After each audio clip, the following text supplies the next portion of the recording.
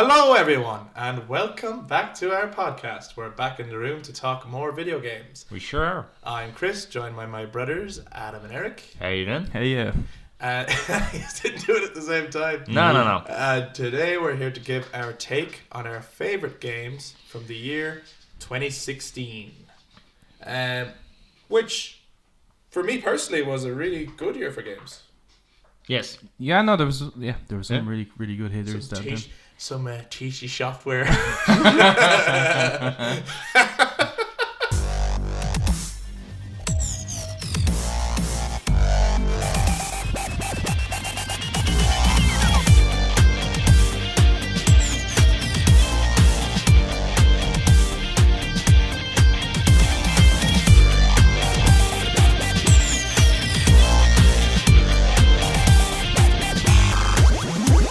Okay.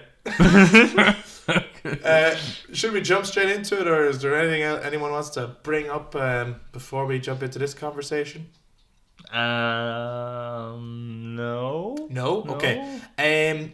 I could be wrong because Eric, I think you were a little bit undecided. But I was under the impression that on this one actually we all had the same favourite game from this year. Is that the case? Yes, that is the case. We have the same favorite game. Yes, Your Honor. Yes, Your Honor. And I can present the evidence right here.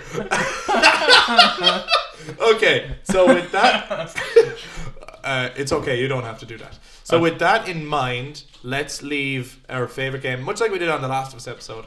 Let's leave our favourite game to last. Yeah. So that just like.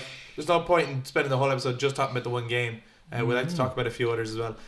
Let's all talk about our second favourites, if anything came close, or what else we were enjoying that year before we talk about that one. Okay. So, Adam. Me again? Okay. You again. It's a natural flow. My eyes are looking at you. Like you're across the table from me. Looking at me. Yeah. Don't look at me like that. So, what was your second favourite game from 2016? It would be Doom 2016. Hey! Yeah. It's like What a phenomenal game. Yeah. It's fucking nuts, isn't it? It's crazy. It is, yeah. Yeah. The Best thing ever. Yeah, I think I got it pretty cheap actually. Oh, yeah? Brand new. Like I think I got it for like 12 quid, brand new. Really? The game sold so well that they were able to like drop the price really quickly. Oh, really? Essentially, yeah. I didn't know that. And what I really loved about it, well, apart from like I remember playing Doom before, like the older ones. Never played Doom 3. You were playing at someone's house on their computer. I think it was something related to Played it on PC, and it would have been the original Doom. Yeah. So this is like kind of a soft reboot. Yeah. Or a hardcore reboot, as we say. Also a sequel as well. Like it could easily be the fourth one, right, while also being like a remake, you know. Yeah. And like we said with like Tomb Raider and stuff, like I love when they do things like that. It's not like just saying, everything that came before it never happened. Yeah, like there's no point disregarding the past or the work that's gone into creating something that's iconic. Like Doom is a well-loved franchise and was one of the first like big first-person shooter games, and it definitely popularized. I would say Doom popularized that genre. To my knowledge, it did. FPSs? More the multiplayer versus FPSs. Yeah. Like I have memories of people playing like Doom death matches essentially. Yeah. When younger. So terrible to see a franchise like that disappear. Like better to do something and revitalize it. Yeah, well they were originally going to do Doom 4, like an actual follow-up to Doom 3. Yeah. Which wouldn't be normal. Normally 4 does actually come after 3, so that's usually the case. That's a good fucking point, man. I don't mean to blow your mind there, but that's normal. Let that be. But they didn't do that. Let that be noted in the record. Yeah, they didn't do that. 4 comes after 3. Yeah, unless you're George Lucas. Then 4 comes whatever the fuck you want. That's normally how you do it. Yeah, well, actually, I think what we're going to do is we're going to start with the first one. Start with 4. Start with 4. That's the first chapter. Yeah, it just wasn't working out for them. They were just like, yeah, this just doesn't feel right. We feel like we're losing the spirit of the game. Yeah. Like Tree kind of lost a couple of people. Like I know Tree has a fan base, but the overall people, like the reason people love Doom is Tree doesn't encompass that. So they just pretty much went back to the drawing board and said, here, look, let's just make that game, but like the first one. But like, if it had today's technology and what we know about game design, if I had that today, what would that look like? And that's Doom 2016. Yeah, I played the first time I played it. I have a copy of it now, like, but the first time I played it, I played the start of it at my friend's house. He had just picked it up, so I went over to his, and we, started it and played as much as we could before I had to go. Like, Jesus, when we're talking about onboarding, it's perfect. That game like spares no, like, yeah, like it just straight away is like, you want to see some violence? Here you go. And yeah, it's like, here, let me fill you in on the story, and he punches the screen, like, and he's just like, no, thank you. Fuck the story. Just give me my shotgun. All it's like is another game that came out that year actually that I really enjoyed. Right, and Doom is kind of like that, but bigger budget and bigger presentation. But it's kind of got that same attitude and that same kind of energy as like Broforce. Oh yeah, yeah. It's just that kind of like fuck it and just like violently kill stuff, and it's just over the top, and it's aware of it. Crazy. And stuff. It's like Expendables kind of like attitude to it. Yeah. It's just balls to the wall violence. Like. Yeah. Do you like it, Eric? Doom? Yeah, it's class. Yeah, it is good. Yeah, clear it in like a day or two. Yeah, I mean, it's a really, you can, but then it's got all these little challenge modes too. Like I was about to say, it's really short, but there is all these little challenges that you can do. Yeah. And you can go back and see, can I beat my time, and can I get in certain kills and all this kind of stuff that it challenges. And last year, to get people back into the game, to kind of hype them up for Doom Eternal and stuff like that, Bethesda did a kind of a fan club thing that you could join called the Slayers Club. Yeah. And you make an account with that, it's free. Okay. And every month or every like 2 weeks or something like that, there will be like an article write up, kind of within the Doom community, or another piece of information about Doom Eternal and all that kind of stuff. And if you read them, well, you don't actually have to read them, you just have to click on the article. Yeah. You get what's called Slayer points added to your account, right? Right. And you can do challenges as well. So every month there's a specific challenge, and it could be like get 100 million kills with the shotgun or something, right? Now, that's not like individually get 100 million kills with a shotgun, because that's ridiculous. Yeah, to try that's to get that collectively, in a month. is it? Collectively. So the entire community would work together to try and meet this goal. And if you do, it depends on how much you get. So let's say you got 500,000 or something like that, right? Yeah. Then you get like 5 Slayer points. But if you get like 2 million or something like that, then it goes up to like 15 Slayer points. And if you get the actual thing, like it goes up to like 30 or 50 Slayer points.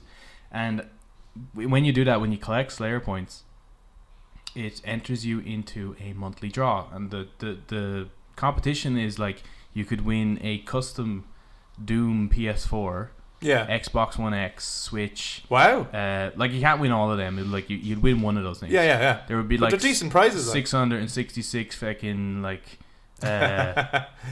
like t-shirts or something like that, or there'd be like that's a lot of t-shirts. Guitar picks, or but then I suppose it's not, if you like the amount of players that you'd have in the world, like that is actually it's going there'd be like 1,000 lithographs. I actually won a lithograph. I saw that. So lithographs? Yeah, so it's like a little, it almost looks like a little postcard kind of a thing. Alright, cool. But yeah, so just by participating in the community, like it doesn't cost you. Yeah. It's just to get people kind of like back into it, playing Doom and getting hyped for Doom Eternal. Like makes really good marketing and stuff like that. But what's interesting about Doom being so high up as one of your favorite games that year, right? And even just in general, I was enjoying it. Like, we have often spoken, and it's shown in the games that we like, that our favorite games are usually character or story driven. Now, maybe I'm wrong, but I'm going to assume... Doom is a great story. No, but I'm going to assume that is not why you play Doom, no, right? it's not, yeah. Doom is just like nuts crazy action, right? Yeah, I think the first time I played Doom, you have those like small skeleton-like guys, they're kind of the average enemies. They're imps, right? Is that what they're called? No, no. Yeah, I know what you're. They're kind of possessed. Imps are kind of like one up. Oh yeah. The possessed they're nearly like zombie kind of guys. Yeah. So you shoot them and they start glowing yellow and blue. And then you can just beat the shit out of him. Yeah, I kicked one to the ground, ripped his leg off, and shoved his foot through his face. And I was like, all right, okay, there's Doom. And that's kind of what Doom's like. Yeah, I suppose that's a good way of selling it to people. It's like, if you like that kind of thing, it's another interesting one as well, that like Doom is one of those games that I could see people citing who don't play video games, where they talk about how games promote violence. Mm-hmm. Doom is probably one of those games they would cite, along with Mortal Kombat. The original, definitely. I wouldn't. What I'm trying to say is, like, if they actually played it, they would realize the tongue-in-cheek tone and the ridiculousness of it, and the fact that you're killing demons and monsters anyway. So be as violent as you want. You're fighting the denizens of hell. So bring it on. Yeah, I think like what draws me towards Doom, the newest one, is that like I don't really get into first person. I know the last episode talked about like the Taken King being like my favorite. But that's more to do with like the progression side of things. You're lying. You love first person. See, it's well, I don't really love first person, trend. but I do like what Bungie did to the first person genre, which is with Halo. And I used to have so much fun. Like it's not necessarily the campaign. I didn't really care for the story in Halo, but I thought that the multiplayer in Halo is. The shooting really mechanic good. is really good, because what's really annoying about multiplayer games is, you get spawned, you run around the corner, you get shot, you don't even know how you got shot. Yeah. And it's like it's pretty much like who saw who first, right? Yeah. Whereas in Halo, it's not that, because you have a health bar. So it becomes this game of like if you get like shot, chicken. You can take a step back, and then you know where the enemy is, and they're actually it's more, taking each other out. It's a bit more like chess, like there's actually strategy to it. Yeah. And I really, really enjoyed that about it. I haven't really gotten that type of experience out of a shooter up until Doom. Like, so Doom has this arcade style approach to it. It does, yeah. Very much so, yeah. So when you're losing health, you're like kind of okay, and then you run around and then like you kind of do a quick kill on someone, and you get like your health back. You get ammo, or if you chainsaw them, I think. No, you get health back doing that, and if you chainsaw them, you get ammo and stuff like that. So there's always a way to get things, but you always feel like you're about to die. Yeah. But you make your way back into it, and then you come out of it victorious, and it's always a really great feeling. One thing that was really jarring for me when I started playing it, but it's just something you have to get used to. It's so fast. Yeah. Like, if you even just try walk, you're zooming in a hallway, and you're just like, holy shit, like, am I on steroids? So, like, it's so, like, you're trying to shoot at enemies, and you're moving too fast, they're moving too fast. You're like, what the fuck is going on? Yeah, they did. At first, that jarred at me a lot. They did a great job at like making it feel like as if you're going 120 frames per second. Like it's like you're nearly on a treadmill that's just like zooming at enemies. It's the very start of it, because every game you play, you're kind of like on like 50 steps just to get to the other side of the room, and this is like you're just at the other side of the room. But it also goes at the very start, you're in a small confined space. That's true. So you feel it more, but the minute you get outside, it becomes more open. Yeah, you don't feel as much. But it just adds that kind of like just running around and mowing things down and getting health and getting ammo, and like every fight is like an arena, and it's that's right. Yeah, it like does death matches. Yeah, and it does feel like the Unreal Tournament of like the days of past and stuff like that. Like that's what it feels like, and actually, a lot of shooters. I might have been thinking of Unreal Tournament when I was talking about possibly. It's very similar. Earlier on. It's very similar. Because I think I used to mix them up, but I know Unreal Tournament was big back in the day. Yeah, they had Unreal Tournament. Yeah, I think I was thinking of that when I was talking about multiplayer earlier. But we'll definitely have that type of, like, I mean, because it does. It's very similar. The other thing is when I was playing it, it's the first time I've had the same feeling that I got when playing. This is a game that's I don't think hugely known or recognized. Maybe it is. I don't know. Serious Sam. Oh yeah. Oh, Serious Sam definitely had influences from Doom. Yeah. So I got like that kind of a vibe where it's like just go and kill crazy enemies, and like this is just ludicrous. Like, and this is absolutely nuts. Loved that game. Yeah, really loved that game. Let's get serious. Because it's the arsenal of weapons too. What makes Doom really interesting is like when you get a new weapon, it's like wanting to. In most shooters, right, you come across a weapon and that's your favorite, and then you stick with that. That's right. Yeah, and like you don't really explore, but in Doom you have to cycle through because you're going to run out of ammo. So you have to cycle through to your next weapon, or there's a certain creature who's going to take a lot of ammo, so you take out the big gun to take out him and all this kind of stuff. Like, so how it makes you like cycle through your equipment, use like your location to your advantage and all this kind of stuff. Like, it's just really, really clever. Yeah. And the next one just looks so good. They look like that's coming out this year, right? Yeah. They've kind next of month. It's kind of like they've realized that that's the puzzle mechanic, right? You know, we talk about things like, I think we mentioned in an earlier episode about Snake and Tetris and like bounce. The way it's it's a puzzle, right? Yeah. And they've took that kind of gameplay mechanic and put it into an arena shooter. Yeah. So like you're gonna have really low health this time. Like, so it's even more I suppose harsh in this second one. So you're gonna have to run around and find new ammo and figure out if you take out that guy first, then they've really like, it is a chess game basically. Yeah, you have to strategize. One thing I also loved about Doom was the exploration of it. Like loads cool. of layers. I found some guns like really, really early in the game.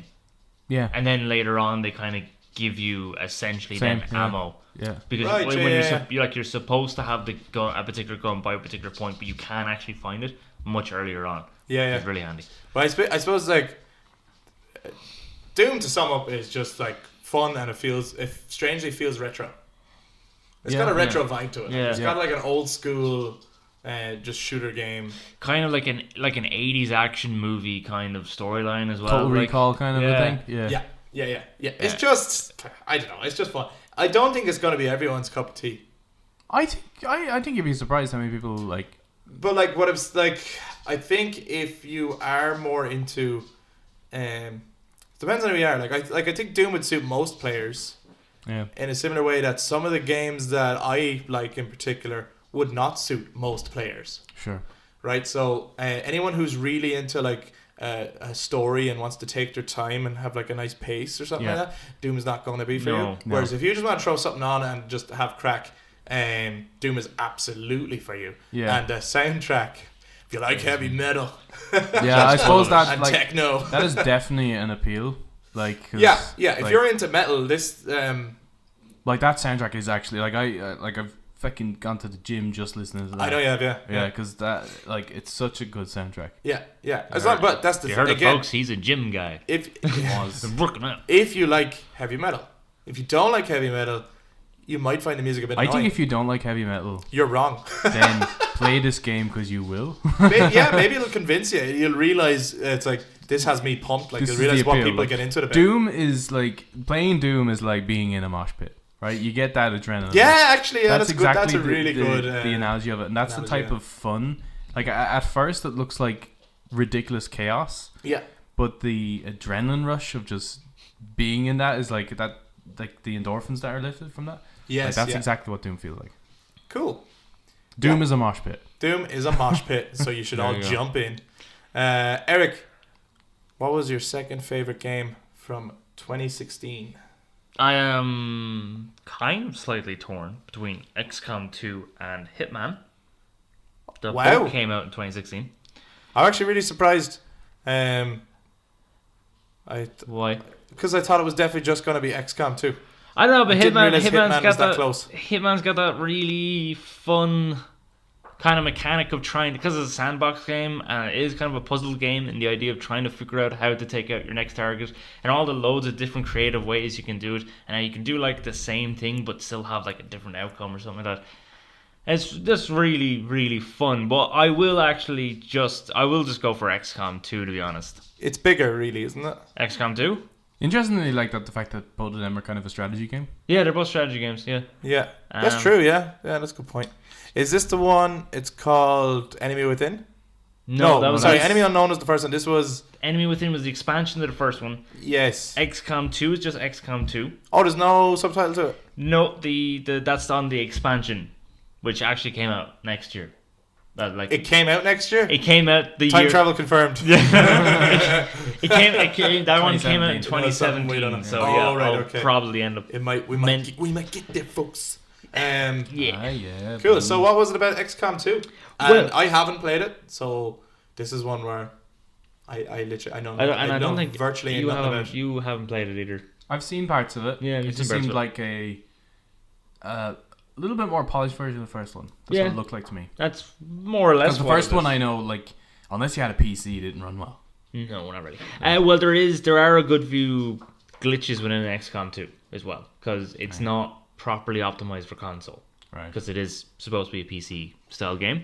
But one thing I love massively in XCOM 2 is when you can, on the start menu, you have your new game, you have your load game, you have settings and whatnot, but then you have character creator essentially, or character pool. So you go into that, you can pre-make all of your soldiers. You showed me this. Yeah, and then they just, when you start the campaign, they get loaded in, either as you have them at the start of the campaign or you just get them later on and stuff. So you get to create characters that are in the actual story. Yes, like you get to create your roster of soldiers, essentially, and you can give them all backgrounds. So you can give them all like reasons to why they hate the antagonists of it, which are Advent, and you can give them. That's kind of neat. That's kind of like you remember the world builders in like Command and Conquer or Age of Empires. Yeah, you know the way you could build your own campaigns. Yeah.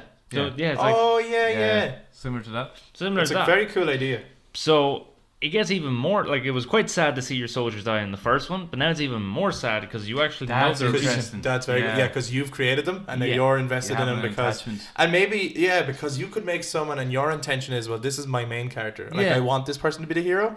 That's really interesting. But they could die and it's totally out of your control. Yeah. But they're your troops. Aren't you? You're still the commander, right? I'm still the commander. So, okay. Yeah, I'll go That's back for... I'll go back for setting. So, setting is XCOM 1, most players lost. So, they played off that. It's 25 years later. Yeah. The entire world is controlled by the aliens. They have built a new regime known as Advent, which owns the world. You are XCOM, which is now a resistance organization who has hijacked an alien ship, and you're using that as your mobile command center to go around the entire world to establish a even greater network of a resistance to take down Advent and the aliens.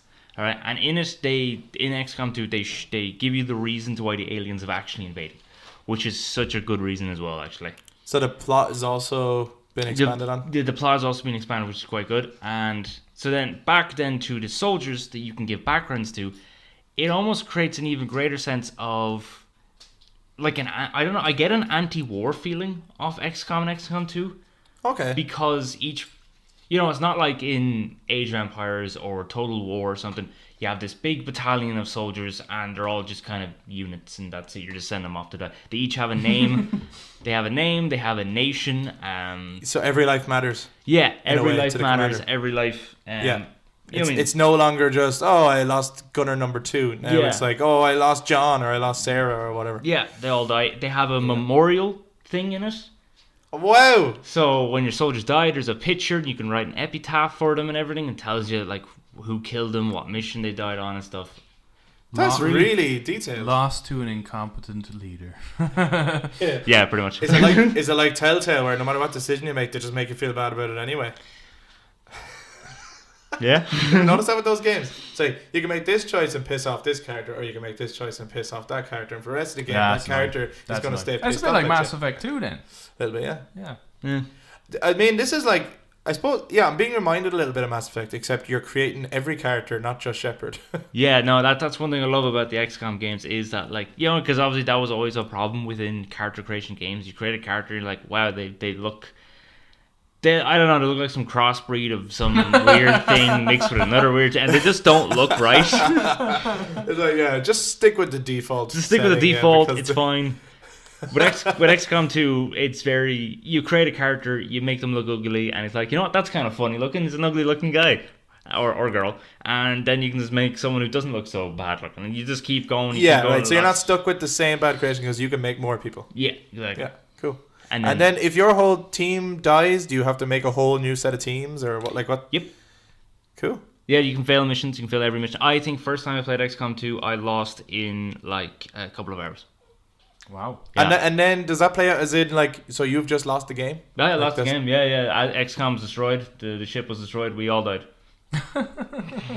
Deadly. Was there any advancements on the gameplay then when you're actually like doing the battles and stuff. Gameplay more or less plays the same. What they did was, because there is new units, new enemies, there's new classes, new abilities as well. There's also new equipment that you can use against them. So there's a lot of robot enemies in the second one. So you have EMP rounds and EMP grenades that are very good new against them. Weapon types against new enemy types. Yeah, exactly. But apart from that, it kind of plays the same. Yeah, it plays the same. Do you need to have played the first one to appreciate it?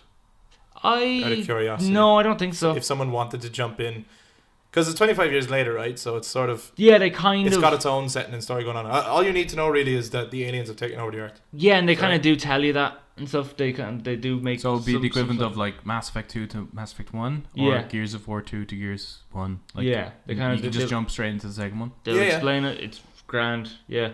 Cool. Are they doing a third one? I hope so. I would imagine they will. The XCOM games have gone down really well. XCOM really 2 ends on an open ending where, the possibility there is an even greater... There's something else going on. There's always a greater threat. And it's going to turn out that the aliens were actually trying to harvest the Earth only to stop this threat. The aliens were us all along. Yeah, man. It was Earth. Well, do you want to know the reason why the aliens are there? Or I'll leave that for everyone if anyone wants to play it. Yeah, I suppose if we ever do... Because we might revisit these games as we might deeper analysis or discussions based on that game, where it's like, okay, if you've played that game, now you can listen to this discussion. Yeah. So I suppose at the moment, because we're just doing favorite games, we say a little bit about why it's our favorite. So I suppose we don't need to go into... Fair enough. Another great thing actually is you're able to customize the weapons as well. Everyone's main weapon that they have, each class uses a different main weapon. You can actually customize. You can put on scopes or red sights or extended barrels, extended magazines and stuff. Oh, and that does affect end gameplay as well and everything. So there's lots of customization and lots of it's great, options to the player, I suppose. Yeah. So, also because obviously soldiers rank up at Man, are you sure this wasn't your favourite game? No. Just lots of good replay value in it. When you get to sergeant rank, you unlock scars, so you can put scars on your soldiers as though they've been physically damaged by the enemies. Cool. Oh, right, okay. Yeah. Yeah, I mean, that's cool, especially if you want it to be I want to show that these guys have been through hell or have gone through a lot. Or it's great. Cool. Yeah, sounds good. Sounds really good, actually. I especially like that idea of making your own soldiers and sending them to war. Yeah. My second favourite game from 2016 was Final Fantasy 15, which came out at the very end of that year. And so I was playing a lot of it into January of 2017, actually. But it did come out at the end of 2016. I got it at Christmas time. And there's... Like every game I like, there's a lot wrong with it. And there is a lot wrong with it. But I think if I said exactly what it was, right, on paper, you'd go, that sounds terrible, right? Oh, yeah. It's you're playing as a boy band, essentially. They're not a boy band, but they're four guys going around on a road trip. On a road trip. Doing little silly quests that they shouldn't be doing, because you're playing as royalty, so you shouldn't have to go hunt down things for some guy in a garage. 20 frogs or something for a or shit like that. Yeah, the frog side quest. So on paper it sounds lame, and yet when I played it I had an absolute blast, and I don't know what it is about it, but by the time I got to the end of the game, I was looking back with just fond memories of it's one of those games where it's not really about, they know it themselves, they knew what they were doing, in that they focused it on these four guys who are best friends on this journey, and it's not about the destination, it is about the journey. Yeah, so because I remember when you were playing it, it was a lot of you took advantage of the share feature on PS4. I did, yeah. There's a lot of great moments where, so one of your characters, I suppose it prompted me to, it was something that I'd never thought of doing before, really, was there's a lot of games have photo modes. Yeah. But in this game, one of the characters on your party is a photographer. That's his hobby. Oh, yeah. And so he takes pictures as it goes along anyway, regardless of whether you want it to or not. And so when you set up camp at night, because you set up camp to level up, and then you can give your characters different status boosts and stuff. So at night when you're resting, all these photos that he took will come up, and you can look through them and decide which ones you want to save. And there's a reason for this, but some of them would be so cool. You go, I'm sharing that. That looks wicked. That's a cool screenshot that I never thought. because I was just playing the game and I wasn't thinking about, during this battle I should take a photo. But by the end, then you have a photo album to look back on, and it's like your journey. And it's because it's weird. Like, you're thinking, you're like, this is a fantasy game. I should be like killing dragons and shit. And yet the cool thing about it is there's a guy taking photos, and another guy cooks meals for you. Like, it's a really weird game, but it's the most fun I've had with a Final Fantasy since 10, and that's the truth. They really. But that's not saying a lot. Really. Well, for some people it would be like I know like 12 got a remaster, and people love 12, and 13 got a trilogy. So it's not like they went down badly. Sure. I just couldn't get into them at all. Yeah. They really upped the gameplay with it though. It was quite. Gameplay was quite good. I think they'd figured it out because it's got the features. It's got features in it that a Final Fantasy game needs, but it was like, all right, let's not tiptoe around. Like, if we're not choice based, or if we're not turn based battle, then we have to go all the way. Like, we can't be half turn based, half not slasher. Well, actually, the 7 remake gameplay looks like they've cracked it even more. But like the combat is really good in it. The warp strike thing is so much fun. I still haven't played it. Fighting. I don't know, like, well, look at the voice acting is going to annoy the fuck out of you. Well, it's a Final Fantasy game. But if you're into anime, if you're into Japanese anime, which I know a lot of people are, you won't mind. You'll really enjoy it. You know, like because they're those kind of characters. Yeah. I personally find English voice acting and those kind of things really annoying because they're trying to match the emotion of the original Japanese voice actor, right? And one of the interesting things about like Japanese and Chinese is a lot of words can mean the same thing, but based on how they pronounce it or whether they like raise their voice or lower their voice will mean different things. Oh. Which is why they talk a certain way, and then the English voice actors are trying to say the English translation but replicate the energy that has been animated. And so it comes across as this unnatural, like that's not how anyone speaks, like, you know, which is why a lot of the English voice acted Japanese games come across really. That's why dubs jarring. are better than subs. I suppose. Or the other way around. Subs better than a lot of people prefer subs. Subs are better because it'll come across more naturally. Yeah, exactly. That's exactly why. But yeah, I just had a blast playing the game. One of my flaws with that game. Yeah. Your flaws or its flaws. One of its flaws. Yeah. one of my flaws. Yeah, you played the game. I've played it and cleared it. Yeah. Would be the fact that every Final Fantasy game has usually had, well, actually, apart from the first one. First one only had the first 4 characters. But most other ones always had a wide variety, wide cast of characters that you have. And you're stuck with 4 for ages. We're stuck for 4 actually for the whole thing. So yeah, your party for the entire game is the 4 guys. And variety-wise, not... No. And so if you don't like them, like that's it. And it's not that they come in at different points. Like on your journey, you meet people who come with you, which is a normal Final Fantasy adventure. Like meeting people that like unlikely alliances and stuff. These are 4 guys who've grown up together. They are best friends, and so that like you're with them the whole way through. So there's these other characters in the game that sometimes come on as like guest characters, but it will only be for like a mission. You'll have like 1 extra person for a mission, and then they're gone. So you don't actually form like a bigger party.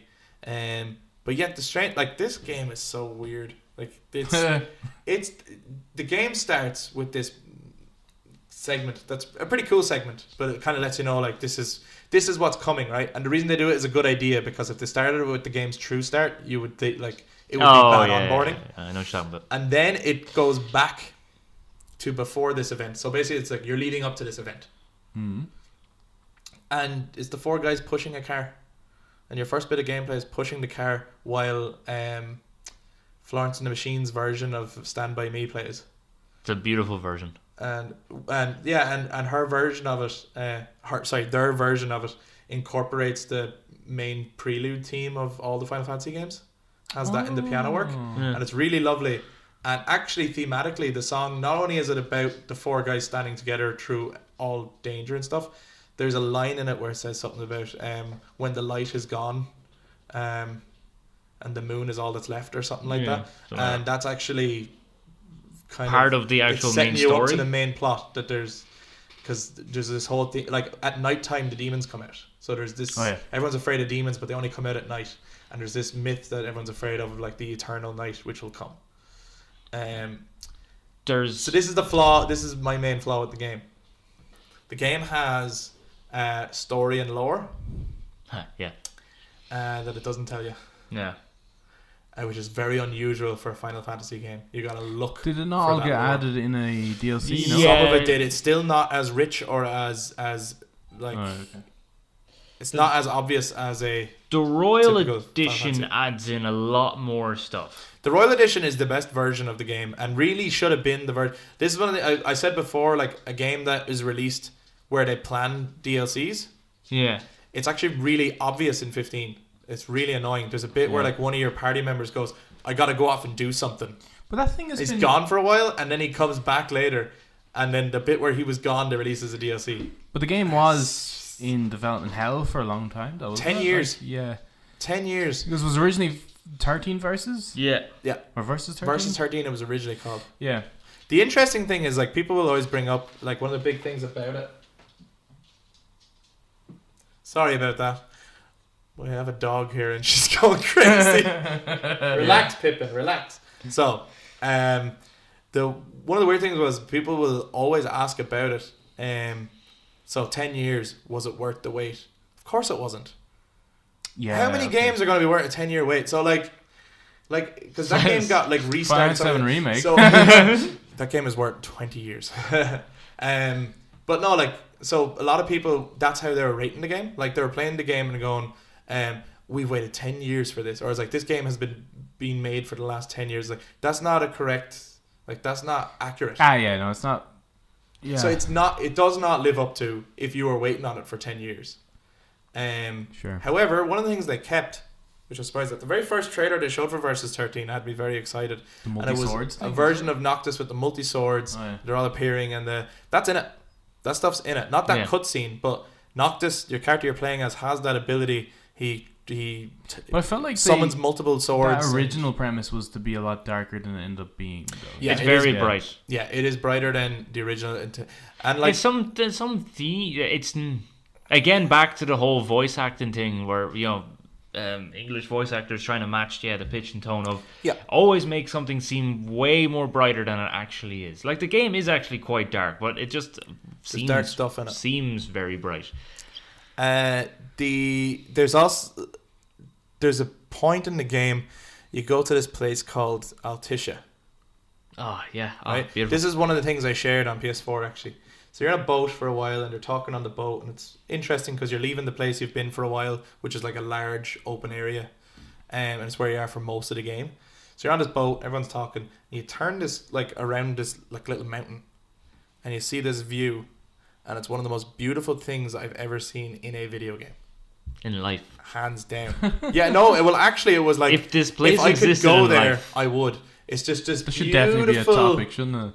What? The most beautiful location you ever visited in a video game. Yeah, we'll talk about that at some point, I think. But it is absolutely like gorgeous, and it just has all these like waterfalls, and it's like an amazing design. It's a better version of Venice.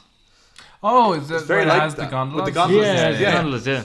But that's the weird thing about the game is it's just like it is a road trip. It's like a holiday. So the plot kind of falls apart in that they've got too many things going on, and so the quest isn't focused. So the main quest is the three guys are escorting Noctis, the prince, to meet this woman who he's supposed to marry. Right? Okay. So it all has this like modern setting, but it has an old school fairy tale fantasy thing of like there's these two rivaling empires, and they're trying to marry off. They have a princess, they have a prince. They're trying to marry them as a peace treaty. That's fair. basically the plot, right? But then all this other stuff happens, and then suddenly not only are you on a quest to meet her, you're also on a quest to do something with a ring. Then you're also on a quest to find all these swords in these tombs. Then you're also on a quest to make a pact with all the gods. Now, the summons, which are the gods in the game, are done. I did see them. They are cool. crazy. Like they're huge. Yeah. Now the thing is, they take a little bit of freedom from you in that you can't summon whenever you want. Okay. They really show up at random times, and sometimes it's just like I actually do need a god at the moment. I'm getting my ass kicked. Yeah, fighting you a just giant mountain.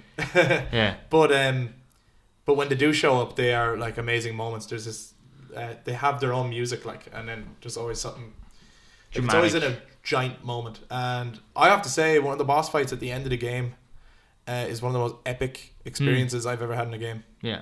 I think you get 2 different summons in the one fight, and the music is so good, and the 4 guys are fighting, and you just realize like you've come all this way, and you're just using every ability and every weapon you have, and you're fighting this huge demon thing, and it's just it's fucking deadly, and you're like, do you know what, like, for all the little stuff, this part is epic.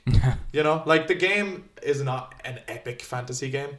It's more of just, it's a journey, really, is what I would describe it But as. I do have to say, I preferred, because they released a film before Kingsglaive before they released the game, and it was obviously again towards marketing. They were very good at marketing for the game. Yeah. So they Give had it a lot of they had the attention. film. They even had it in one of the cinemas. I think it was like the Lighthouse up in Dublin. That's right. Yeah. They released it in as well, so people go see it. They had Sean Bean, Lena Headey, and Aaron Paul. If you're not familiar with those actors, Lena Headey played Cersei in Game of Thrones. Aaron Paul was in Breaking Bad. He was in Breaking Bad, and then Sean Bean was In everything you've ever seen. He's the guy who dies in Dies everything. in everything. Yeah, That's it. he's that guy. So they had. Eric, man, you catch us up on the cast of everything in every episode. Like. Yeah, well, I think it's important Go stuff. on, yeah. People put in work. You know what I mean? They did, so yeah. No, that's they fair. should be recognized for it. And I think the film was better than the game. Well, the film had a different tone to the game. Yeah, It's weird. The film is darker. the film is darker. It deals. And the world is different in that, because Yeah, like the it's world so in the movie is people who feel oppressed by the evil empire as such, right? Yeah. And the oppression shows across the world. But when you're traveling that world in the game, you're meeting people like Cindy who are really optimistic, and they're like, "Hey guys, I'm gonna fix up your car for you." I'm Dolly Parton. Yeah, she is Dolly Parton. Or you're meeting people going, "I'm after losing all my frogs. Can you help me?" And you're like, "What the fuck?" I thought this world was oppressed. Like, or you fuck meet is going Hurley on? from Lost. That's right, and he wants photos of stuff. He wants yeah, photos there's a of- guy. He's got a Meteor T-shirt. There's loads of Easter eggs in it. So he's a T-shirt that says Meteor and it has the symbol from Final Fantasy VII. So it's weird. And he looks like Hurley It sounds from Lost. like the game. Like, it's hard to know why it was taking so long or why the game's so huge. Yeah. In terms of the amount of space it takes up, other than just graphics and maybe sound. But what is it about Final Fantasy games that just seem to lack the depth? Like when you play 7, like every moment in that game, and Matters. every person you talk to has so much depth to it. Yeah. And 10 has that as well. Is it the fact that everyone's voice acted that takes away the free? I know we mentioned that with Skyrim. I don't know, it's one of the reasons I'm glad, and I had been saying it for a while, and I'm sure many people would agree, and for many reasons to do it. I had always hoped they would remake 7, and one of my reasons was not just because I'd love to see a revamped 7. One of them was because I was seeing where the series was going, and I was like, if they just revisited 7, so that they could actually see why it was so good, or why it was so loved, and realize like, we gave the villain like a lot of attention in this game, and this was a big party of people, and they all had like their own problems, and they all had their own storylines, and wow, we really gave every single character in every single place its own theme music, and this is a really realized world that we have here, and everything has an explanation, and everything has a story, and you can get really into it, and then there's a lot of side content and everything. Like Final Fantasy 7 is like just a great example of how to make a game incredible. Yeah. So that's why I'm delighted they've revisited it, because I'm kind of hoping that then when they eventually do their future installments, like 16 and onwards, that no matter what the setting will be, whether it's back to medieval or whether it's sci-fi or whatever it is, that they will have kind of been re-inspired to think about those things and to think less about. So 15 focuses primarily on the gameplay. Yeah. The gameplay is good. The story, however, is quite lacking, especially for a Final Fantasy game.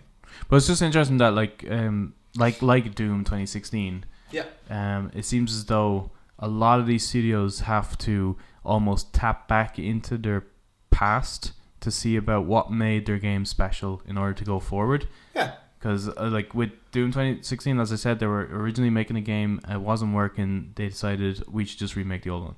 And Final Fantasy is on the same track. They're like, we need to redo 7 to step back into our past.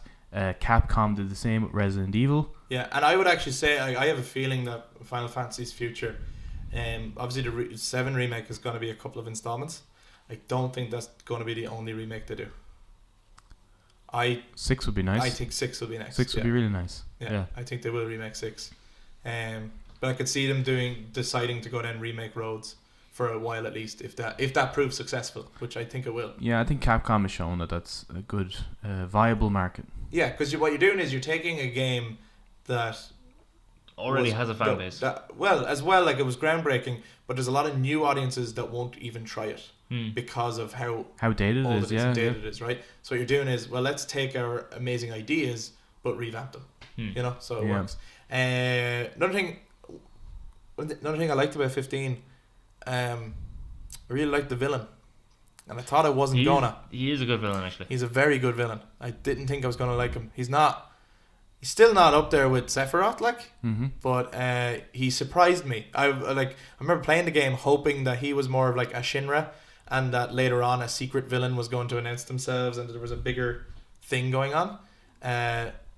It wasn't the case. He was the villain, but there was something bigger going on, and he wasn't who he seemed. Is he like a Seymour kind of a? He comes off more like a Seymour. Yeah, because Seymour like Kefka Seymour kind of thing at first. What they basically tried to do with the game, right, is they looked at, and in some ways it works and in some ways it doesn't, because they end up rushing the moments that are the big moments that they're trying to, and they slow down the moments that don't matter, right? So you have in the early part of the game you have a lot of freedom to just run around and do stuff that does not have a consequence on the story, and then later on, so spoiler alert, they were looking at who's our biggest villains, right? We need a good villain. Final Fantasy is suffering lately. We don't have like really good villains and heroes. So who's our best villains? Sephiroth and Kefka, right? People always battle the two of them, and people will say, no, you're wrong, it's Kefka, no, you're wrong, it's Sephiroth, right? Those are those two. So it's like, well, they were looking at what made them so villainous, right? Sephiroth, most people would say, like, I have a different opinion, but most people, they go, well, he killed Aerith.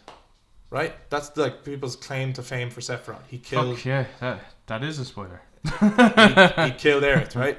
Kefka's claim to fame. Everyone knows that who plays games. Everyone knows about the Aerith death scene. They do. There's stuff about Final Fantasy 7 I actually wouldn't spoil. Right. Okay. But that's not one of them, because that's seen everywhere. And then the thing people say about Kefka is, Kefka destroyed the world, right? Yeah. So top that. So they tried to take those things and they went, well, with the new villain, let's do that. Let's kill the girl and destroy the world. Yeah, no, he does both of them. He does those things, but they rush it, and it's not. They just don't. It doesn't land because you don't even know the girl, so it doesn't matter to you. And then the world gets destroyed. Like time skips. Yeah, he tried to. He didn't do it though. Yeah. Okay. Spoiler. Well, actually, I won't go into it now. At some point, maybe we'll talk about it. People have an opinion about the ending of Final Fantasy VII that unfortunately has been ruined by the making of Advent Children. Right? Yeah. Because how that game ends is actually an open ending. Yeah. As to whether or not they all die. They were in a church all along. Maybe, yeah. But look, like I said, the journey and the action gameplay and stuff was all stuff I really enjoyed, and also all the little Easter eggs and callbacks to early Final Fantasy, and riding around on a chocobo in Final Fantasy 15 is awesome. Oh, that was good crack. Really good. Can't wait to do that in 7. Yeah. Oh yeah. No, really That's good. Gonna be great. Really good.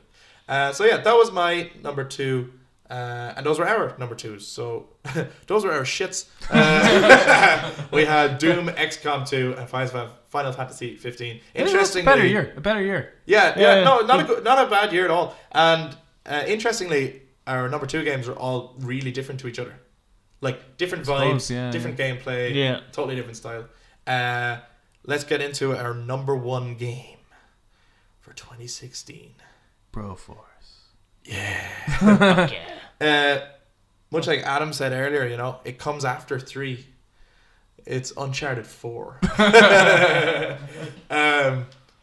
It is, right? Hold on.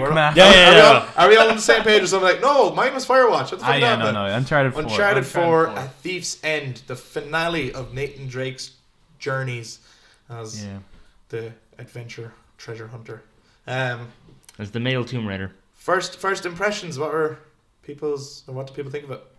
It's probably my favorite Uncharted. I think Yeah, it you is. said 3 was last time we were talking Uncharted 3. That was your favorite. No, 3. No, I didn't. They're all my favorite. Yeah, every time we talk They're about all it. great. No. They're What I all was saying great. about 3 is I said I preferred it over 2, which is a controversial opinion. Yeah, It it is, is. that's fair enough, yeah. But I think 4 would be my favorite Uncharted game. Cool, yeah. Good for you, bro. Well, you asked me on my opinion. I'm just sharing nice my opinion. one. You dress as well. He has a good dress sense. You know, I've actually them copied his chinos. dress sense. Yeah, Not the no, chinos, Henley the and tops boots. more so. Yeah. Naughty Dog is very good at setting a fashion sense because I am wearing a Joel shirt right now. And a Drake top. Oh yeah, I am wearing a Drake top as well. Y'all know the ones with the little buttons on the top. Yeah. Yeah. So why was it your favorite? I think it's because like when you look at the Uncharted games, they're all like really over the top, kind of Fast paced. Hollywood like summer blockbuster kind of. Yeah. Yeah. When they did The Last of Us, then it was like such a tone shift that they. I was almost, worried. Yeah, a lot of going back into like a Hollywood film would just kind of feel a little bit odd. Yeah. They still managed to keep the over the top Moments. action like movie thing, Yeah. while also integrating some of the things they learned from The Last of Us, which was like grounding the characters and grounding the overall like story and stuff like that.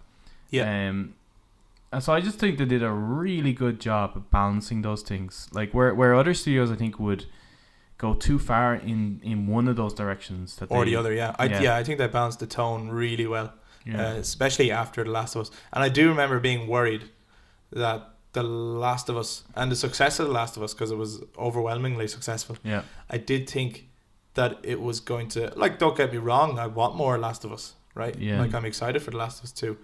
But I also like Uncharted for what it is. So I was worried that The Last of Us was going to kind of rub off on the next Uncharted. And while you can see some stuff in it, like they didn't ignore the fact that they had made The Last of Us and learned stuff from doing it. Yeah. It's still undoubtedly your Uncharted experience. Like, yeah. And they explored more of what, like, because what I liked about 3 and why I prefer 3 over 2 is just the deeper exploration of Nathan Drake. Yeah. And they just, they went further with that in the Thank God. No, we have them to blame for them making fucking Uncharted movie with Tom Holland, They probably do. That's not their fault. They wouldn't have picked it. Yeah, but they do seem a little bit hurt that they're not. They have zero involvement with the film. Yeah, Well, I'm that hurt. makes sense, I'm though. hurt, and I have zero involvement with the film. I guess Mark Wahlberg is Sully.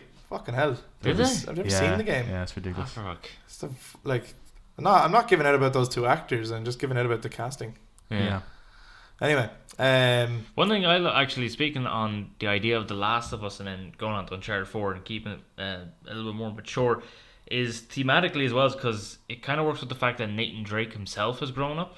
Like the first 3, he's quite an immature character, so the gameplay is quite immature and it's quite over the top and everything. And then he's a much more mature character because he's married, moved on, he's settled down, he's moved on. So the game is then in itself more mature, which I think. And it's interesting really the works. dynamic between the brothers as well. Like the way the older brother has become the younger brother in terms of his attitude towards how like life and stuff like that. Yes, and you see that a lot in your day-to-day life anyway. Like you meet a lot of people who I'm definitely the oldest. who just they have this like kind of, although they're older than you and have more experience, they still have this childlike motivation in their life, and they Adam. They want this. Yeah, bro.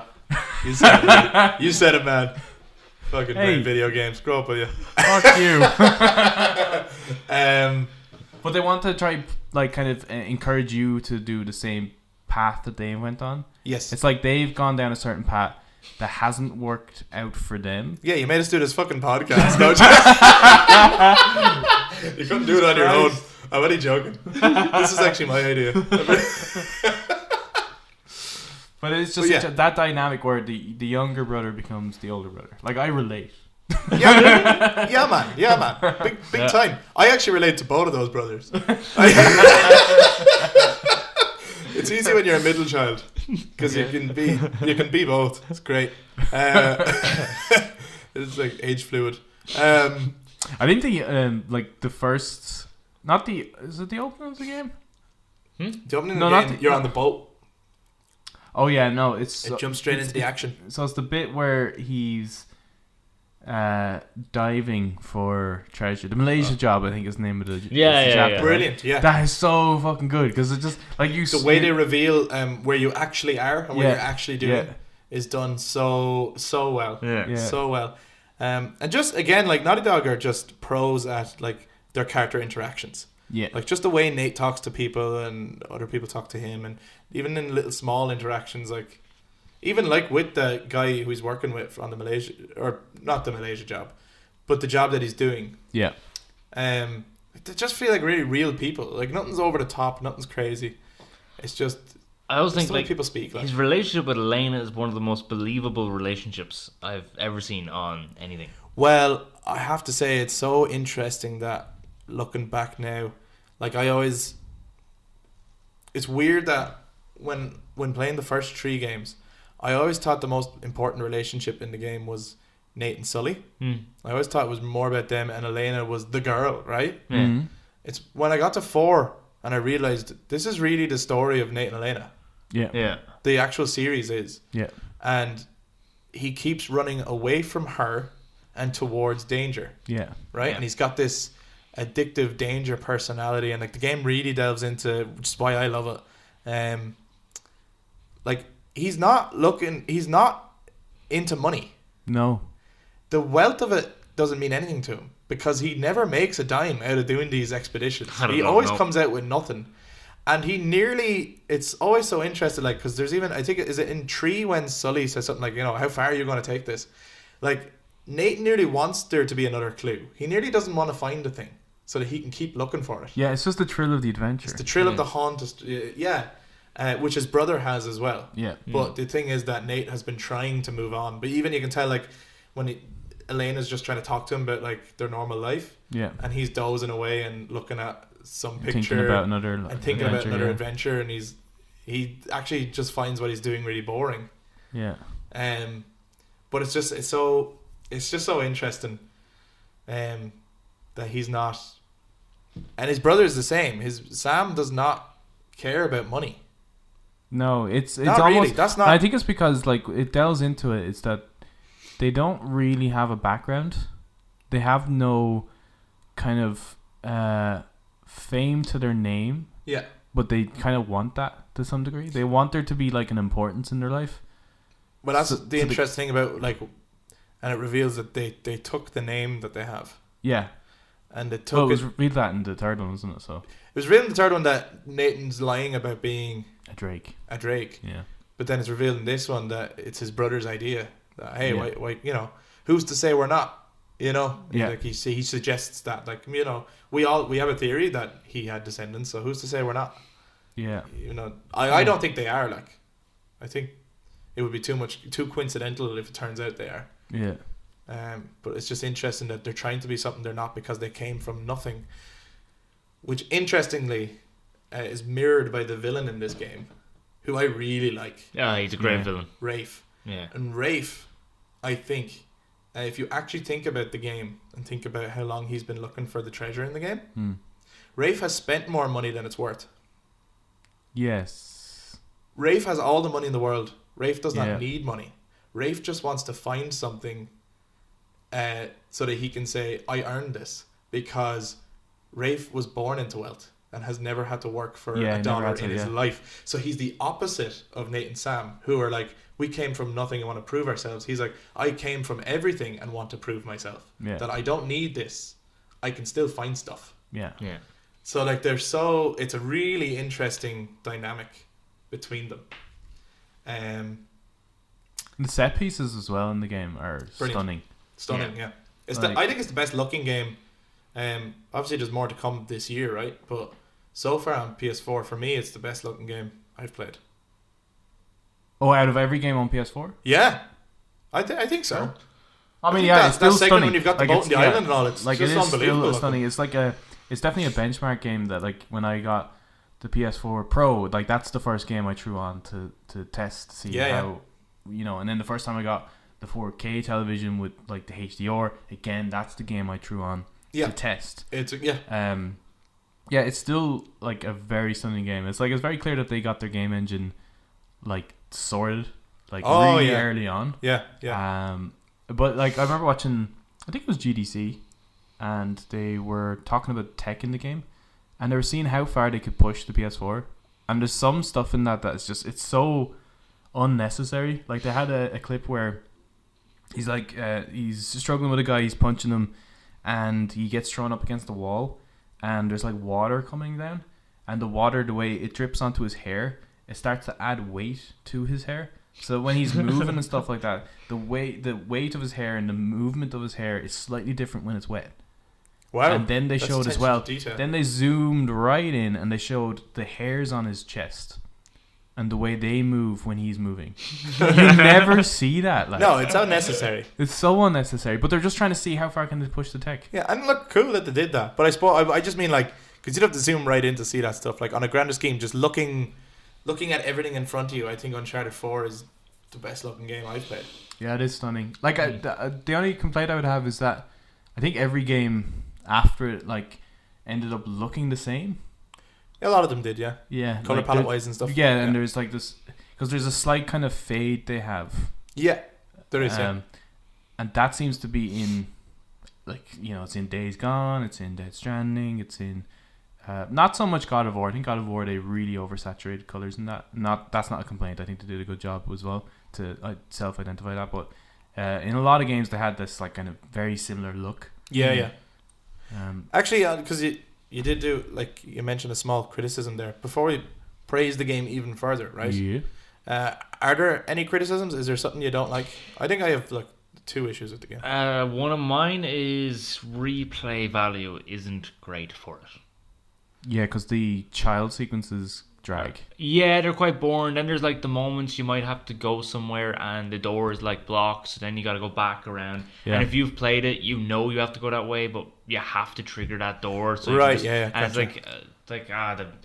it's a minor thing, like something like that, but like yeah. Oh yeah, like I think to be honest, any complaints are going to be minor because the game is unbelievable. Yeah, but yeah, like replay value.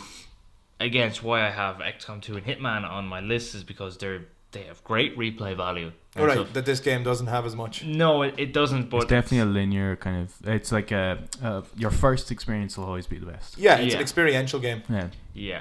So when you are replaying it, you're more replaying it just to notice different things with the characters or something like that. Yeah. Really, or to try to get all the treasures. Cool. Is that your only criticism?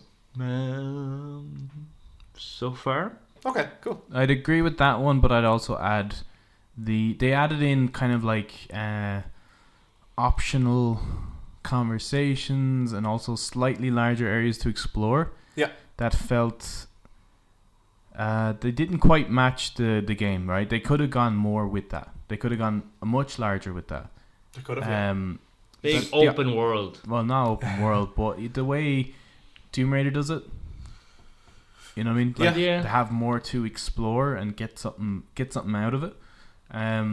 But the optional conversations in particular, it's like, what's the point in these? Like in The Last of Us, it gives you more depth to your characters. Yeah. In Uncharted, not so much because you get pretty much everything you need from the cutscenes. Well, maybe they felt that would be their that would be the replay value.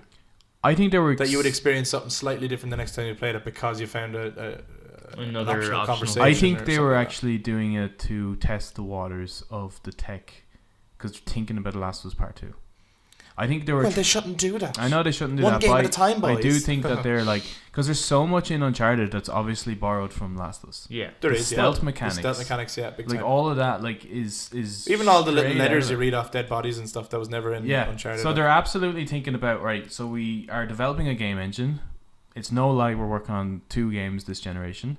Yeah. So let's not just focus on one. Let's think about the other one at the same time, right? Let's get our engine correct, some of the gameplay mechanics down, and I think they were just like testing the waters. Yeah. In a way that, like, I mean, I don't think the optional conversation stuff ruins like the Uncharted game. Like it no, It just doesn't necessarily do anything. Add anything. Yeah. It doesn't take away, but it doesn't add. That's interestingly, my two criticisms have nothing to do with the gameplay. I adore the gameplay. I think they've polished it so well. All the climbing still works. The combat is, they've reached the perfection of it. Like, all the shooting is great. The new grapple hook thing was a lot of fun. The sliding was fun. Happened a lot, but it was fun. I liked those kind of open segments, the Madagascar segment and the one at the islands and stuff. I really enjoyed those. I thought they were great. And I definitely think there was inspiration from Tomb Raider to do segments like that. But I know why they didn't do just on one location for the whole thing is they wanted a globe-trotting adventure, right? Mm-hmm.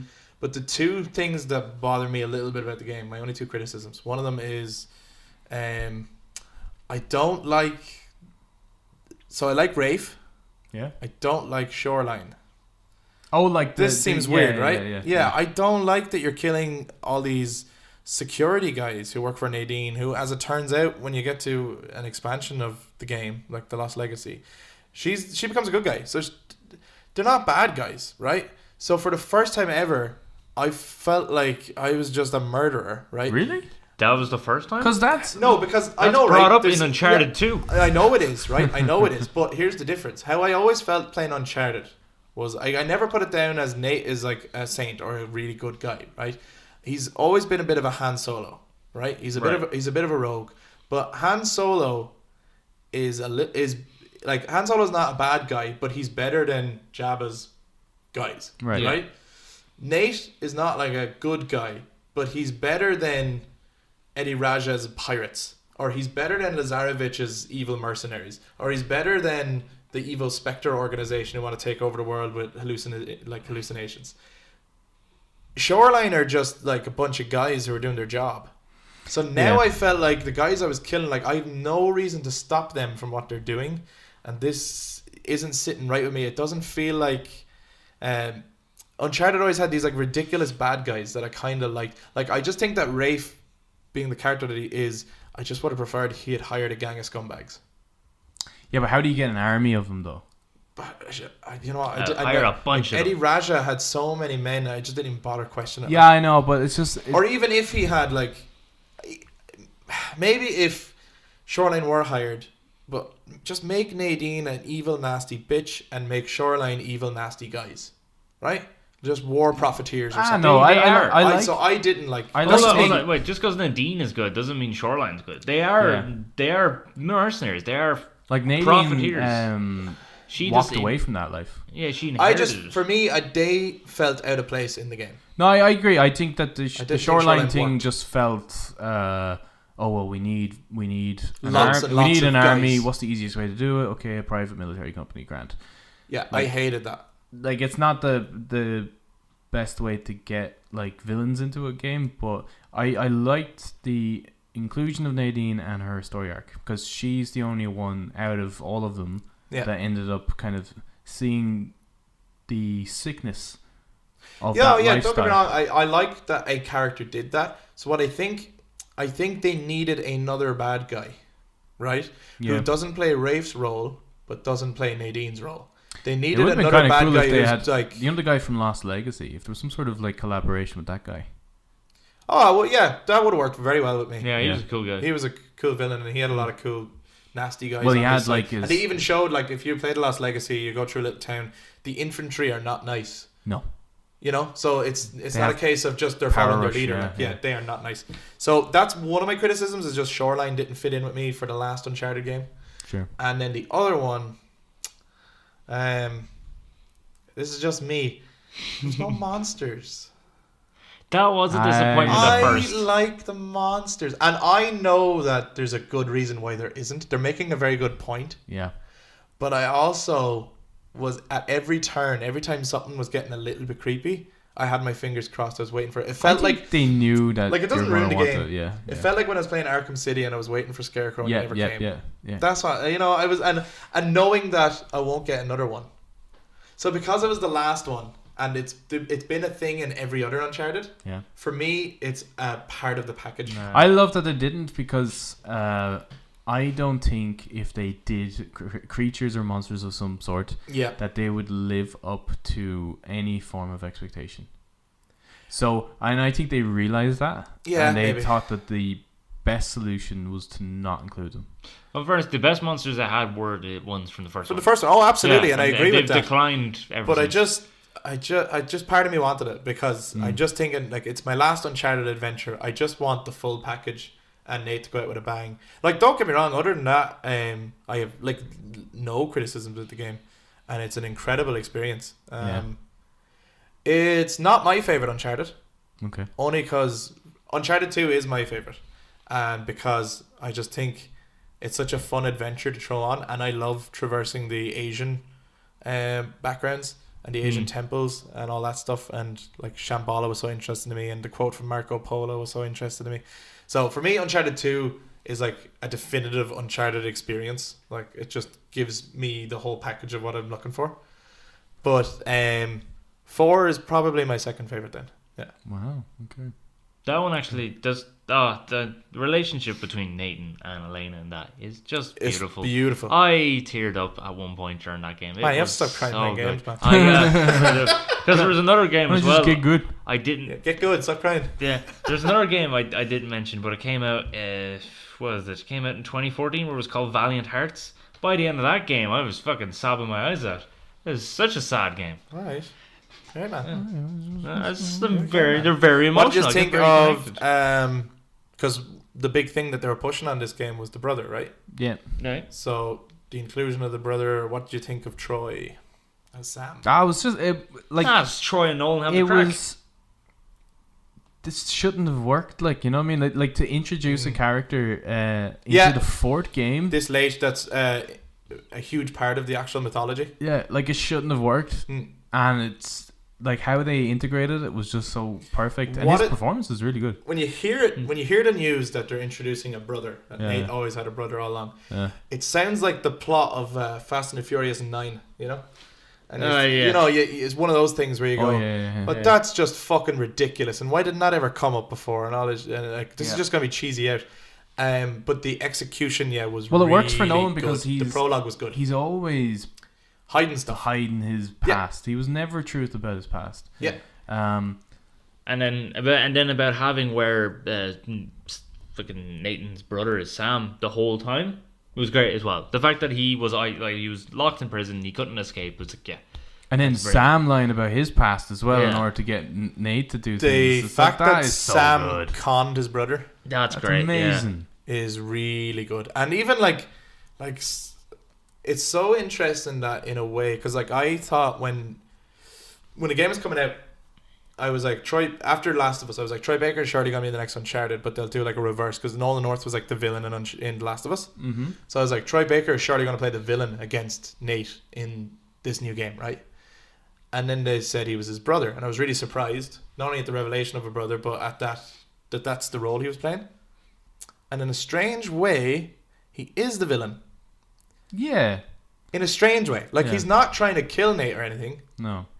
But he tears Nate's life apart. Yeah, he's for his own benefit. He's like saying, like, you know, that happy life you have, that happy marriage, it's not what you need. You need to come on an adventure with me. And almost die several times. Yeah, like, he's a terrible influence, and and like, I love when Sully, like, there's moments where Nate's out of the room and Sully is talking to Sam.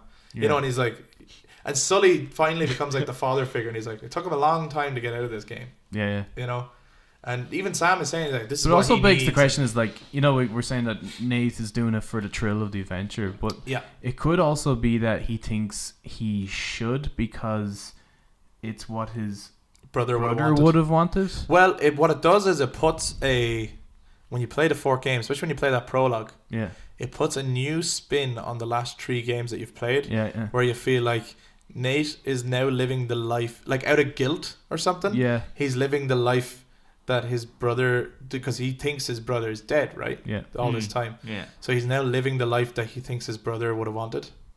Because when you first meet him, you have this option to talk about these, you know, you get 3 options to talk about the last 3 games, what you found, right? And no matter which one you pick, he will say something along the lines of, okay, do you remember the way we thought that this was a thing, right? Yeah. So Sam had all these theories as well. or Sam knew about all this stuff. So these are all adventures Sam would have wanted to have done. So everything that Nate has done to this point then, so they do a really great way of making, like, Sam is not just an add-on, he actually becomes integral to who Nate is. Yeah. And the game is about Nate letting the past, which is so interesting because he's a character who's always looking for stuff from the past. It's about letting the past go and moving on. It's like a thief's end. You know, it's a well-packaged ending. Yeah. Also, I love that they were... great. The title is great. I love that they were alluding at death. Yeah, everyone thought that this is the end. This is the end of And even at one point, then I was like, no, it's too obvious if Nate dies, but they're going to kill Elena. I so thought she was because I was like, they can't do Sully. No. Because they've done him twice, right? Yeah, they've done him to death. They've done him death. So you can't do Sully, right? And Sam has just been introduced, so that's not going to affect this, like, the series as a whole, really. Yeah. So it's Elena, right? And then there's that moment. Stop that moment. Oh. And you think it's happened. Yeah. And then it didn't. You're like, oh. Yeah. It's just so well constructed. Surprising. It's so well constructed. Yeah. Really, really well written. I know it wouldn't necessarily be favorite for everyone, and it wouldn't even be the favorite Uncharted for everyone. No, for the most part, it's probably not. Because I think, as Eric has said, from a gameplay perspective, I do think it suffers. Yeah, it focuses on the story. They knew way more. Like part of me is disappointed because I would play many more Uncharted games and I want more Uncharted adventures. But I think they made a good point. There was an interview where they said it's good to quit while you're ahead. Like, let's tell a final story knowing it's our final story rather than having to do it because the story has fizzled out. Yeah, one of my favorite stories of the development of that was when they came off, because it's the same team that did The Last of Us as well. It wasn't like, because you know where they split the team to do Uncharted 3 and The Last of Us? Yes. This one is like, it's the team back together. It's the two of them together to do Uncharted 4. And they had a segments where, I think it's when Nate gets the... Isn't there like a pick or something like that? He's climbing and he gets like a pick. No, you get the Tomb Raider wall segments. Yeah, it's a Python type thing. Yeah, so as he's climbing up, I think he stands on a boulder and then the boulder falls or something like that. Yeah. And one of the developers was like saying, "This is ridiculous. This is stupid. He's not heavy enough to move that boulder. That's not realistic, right?" And then I think it was either Bruce or Neil. I don't know which one said it. He's like, "This is Uncharted." They had to They had to get the developers back into the Uncharted mindset. Yeah, it's like, forget The Last of Us for a second. Like, this does not need to be realistic. Yeah, so even though the game feels way more grounded than any of the other Uncharted's, they had to be pulled back into like the over-the-top action, like Hollywood-style summer blockbuster attitude. So I just thought that was really interesting. What do you think of because I always find an interesting element of the Uncharted games is what you're actually looking for, right? Because that drives the plot forward and usually thematically works with the story. So what did you think of what you were looking for? Which I would think arguably... So you're looking for Libertalia, right? Yeah. The pirate Liberty Island as such. It's going to be lots of treasure. So Treasure Island, really, is what it is. It's probably the smallest thing you've ever looked for. Even though it's the last game. Well, they made it sound like it was going to be a big deal, like a hoard of treasure, like this one place that all. No, but what I'm saying is, of all those stories, right? So if you think of El Dorado, Shambhala, Iram of the Pillars, right? Libertalia would be the smallest historical find you could find of them. Okay, it was an interesting thing to learn, but it was kind of very. I don't really. You didn't like it? It was. I was gonna say I loved it. I love pirates. I know you love pirates. It was like the Goonies. Yeah, it was. There's so much moments of that. But what's really nice is that, like, Sam and Nate are pirates themselves. Like, they are modern day pirates on a pirate treasure adventure. I am a man of my fortune, and I must seek my fortune. And the fact that they started off like as kids, even like so obsessed with like pirates adventure, like you are as a kid, like you love, like, even as a kid you would make little treasure maps and you'd go on treasure hunts and X stuff marks like the that. spot. And they still have that kind of in their motivation as adults. I just thought thematically it really fit. I did too. I really enjoyed looking for the pirate treasure and all the little pirate traps. And I was so expecting it to be... the history and pirates. Well, I think it's so funny. Like, they must have made a pact to go, whatever we do, we're never doing Atlantis. Yeah. Sure, yeah. They must have been just like, because every time another Uncharted was coming out, everyone's theory was, all right, well, next they must be doing Atlantis, right? Yeah. But I was expecting it to be a ridiculous kind of colony with pillars of gold and stuff like that. Like, in my head, this is what it was going to be, because they kind of talked it up like this, like a single location where all spoils were brought to, yes, and hoarded. Yeah. I was expecting mounds of treasure, almost like the Smaug's lair in fucking. Yeah. That's what I was expecting. Yeah. And when you go there, and it just looks like a rundown just town. a British colony. Yeah. That's all it looks like. And it is actually much like the Goonies. The treasure is all in one spot. It's on the ship, yeah. Yeah. But what I thought was really interesting as well, just I think they did take it from The Last of Us. In The Last of Us, when you're going through the sewers and you get the kind of backstory of everyone through letters. That's right. Yeah. And we get that about all the famous pirates. When you go to Libertalia, you learn about the pirates, and you get their backstory just by, the location and the letters and stuff like that. And the pirates' backstory is actually so interesting. Well, this idea that they couldn't help but when they tried to form a civilization for pirates, it just didn't work because none of them trust each other. They couldn't help but make us a functioning society, which goes against the pirate code. But also, they all believed everyone else is going to take my gold, even though the idea was to pool their gold together. Yeah. Yes. Yeah. And so this is paranoia. And what's great is Nate is always running towards this stuff, and he'd been running away from his life, Elena, right? Yeah. And in the other games, even he had run away from her before, right? The relationship keeps going south. It takes, because the other stuff is all ancient history, and there's no sign of civilization or anything, right? And so you can't see the spoils of anything. It takes this colony and to see what happened to all these people for him to finally realize what this obsession does to people and the paranoia does to people. And then seeing that Sam won't listen to reason, and he's like, right, we're leaving because we're going to die if we stay here. Yeah. And Sam going, I don't care, I'm going anyway. And he's like Jesus Christ, like this is actually not worth it. And it's not even that much gold. It's a lot of gold, but it's not. Yeah. It's not El Dorado. No, it's not El Dorado. It's not Shambhala. It's not Aram. It's just a ship of treasure. Yeah. So for that reason, I liked it, because thematically and character-wise, I thought it worked. Why didn't you like it? Yeah, it has nothing to do with thematically or anything. I think thematically it does work. I think it was a very interesting story to tell. I never heard of it. It was great. For a treasure hunting game, all the classic ones are great. Oh yeah. Such as El Dorado, you know what I mean? So did you feel like how I felt with the monsters, where it's this is my last Uncharted experience. I want a really big fucking. Yeah. I want a big find. Yeah, I want a big find. I want at least one monster. That would be nice. You know what I mean? Yeah, I did want monsters. I have to be honest. Yeah. I mean, and again, they've always done such a good twist on each of the oaks. So you had El Dorado instead of the city of gold, like what you were explaining with Libertalia. You know, usually with El Dorado, it's the pillars made out of gold, the doors are made out of gold, the water's made out of gold, food's made out of gold, everything's made out of gold in El Dorado. And then it was El Dorado. And then it was El Dorado was actually the golden man. So I was like, oh, it's much smaller now. It's greatness from small beginnings. You know what I mean? All right, and then it's no, and then it's.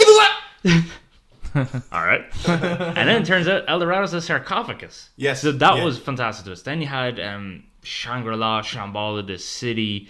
Where is it? It's in the Himalayas. Oh, okay, it must be covered in ice. No, it's in this hidden valley in this lush jungle, and then it turns out there was this jewel thing you were looking for.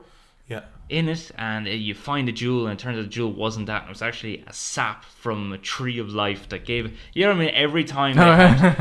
Yes, so nothing was ever what it seemed. No, and then again with the gin and the urn that was in the water. That's and right. Yeah. That thing as well caused hallucination. That one was even more so not what it seemed. No, really not. So when you get the Libertalia now, that's a good point. Yeah, Uncharted 4 is missing that mystery element. Well, no, because what you're doing is you're looking for a big city with monsters. right? And the twist is... The thing is that it's smaller again. The monster is yourself.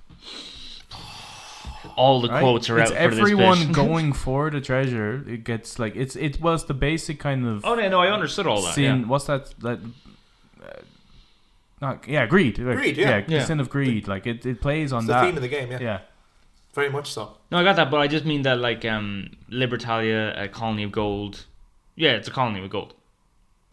Yeah, okay. It's like Ronsil. That's fair. It's exactly what it is. Yeah, that's fair enough. Yeah, it didn't surprise you as much as you would have liked. But I do love how it went. The idea that all the pirates turned on each other. Even like you go into a bit when you had the table and all the pirates are there and they all poisoned themselves. Yeah, that was great. They all poisoned each other, right? No, it was just someone two. Henry, the first two pirates poisoned the rest of them. Yeah. Oh, that's right. And then they tried to kill each other. Yeah. They made a deal. It's like, if we kill all them, we can split it. We can split the gold. And then, but they had every intention to kill each other. Yeah. It's just it's like, fantastic. And there was a civil war as well, because they were all supposed to live in messed up stuff. They were supposed to live in equality. Well, that's what I'm saying. But is that not their twist on it? Because Libertalia is told as a story a place of freedom and like a perfect place outside of oppression and everything. And when they get there, nothing was perfect about it at all. No. So I suppose that's supposed to be that, but you kind of expect it. You kind of expect with pirates, this is not going to go well. Yeah. But it's like, well, it's just kind of, I suppose, like with people in general, like everyone has this idea of just trying to make a utopia, and every time you make a utopia, people get sent to gulags. Yeah. And it's like they're trying to get away from the British Empire way of living, or even the Spanish Empire way of living, which is you have someone who's a higher power, then everything gets distributed down to a lower class. Yes. They're trying to get away from that, and it turns out actually they couldn't do it. They physically couldn't figure out economically how to do that. Yeah. So they ended up just doing exactly that. And I think is like the big highlight of the game really is having Nolan and Troy as a double act working together. Yeah. And they have continued that since. Yes. It's very hard to find a game when they're not with each other. It is now. They've become like video game superstars, and I think as well they're like Laurel and Hardy of the video games. But if you enjoy the game and enjoy the banter between those two characters, you should check out. They have a YouTube series called Retro Replay, where they play old games of the past. It's often Troy showing Nolan, right? Yeah, generally, because Troy is a bigger video game fan than Nolan would be. He is.